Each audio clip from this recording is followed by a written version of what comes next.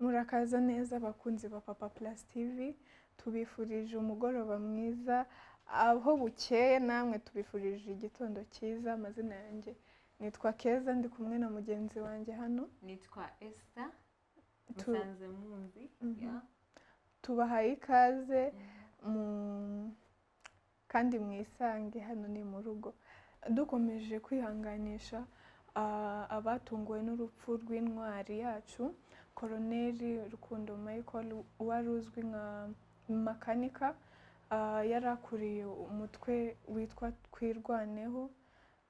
Actually twarababaye twese, kandi namwe mukomeze kwihangana cyane. Turabakunda mu make, kandi Imana ikomeze kubana namwe.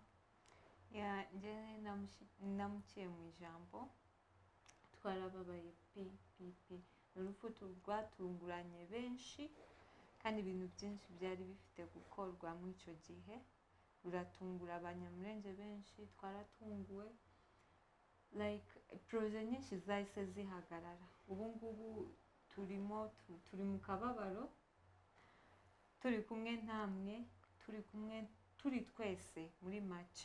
Turi mu kababaro, byinshi byarahagaraze kubera ko urupfu rwe rwaratunguranye. Yari afite proje nyinshi, sibyo? Mu mushinga wacu tugira hano wa Twirwaneho, abantu benshi bari bafite gufashwa, byahise bihagararamo, bimera nk'ibihengamyemo gato, ariko turabihanganisha. Nanjye nihanganisha koko, kubera ko ni ibintu bibabaje, ni ibintu tukirimo dukurikira, tureba igano ryabyo, tutanyuze mu magambo menshi cyane. Nasaba yuko dukomeze dusengere Twirwaneho, ntiducike intege, n'imiryango y'abatakaje ababo, n'abo ngabo yari kumwe bajyanye nawe.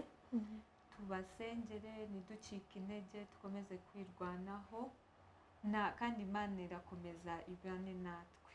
Haleluya. So tutaciye mu magambo menshi, yari Papa Plus TV. Twari turi mu gucishaho gusa twihanganisha ya miryango, dufatanye mu isengesho. Muri Imana niruta byose, twese tuzapfa, ntawe utazapfa ku isi. Ariko Papa Plus TV twashatse kubanyuzaho ubu butumwa, mwihangane pe, kandi isengesho niryo rizabirangiza byose. Ciao. Turabakunda, kandi mukomeze musharinge ubutumwa, nk'uko mugenzi wanjye abivuze, rugere kuri benshi, kuko ni benshi bakeneye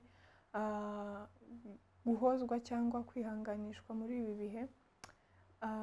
Turabakunda cyane, naho ubutaha. Papa Plus TV.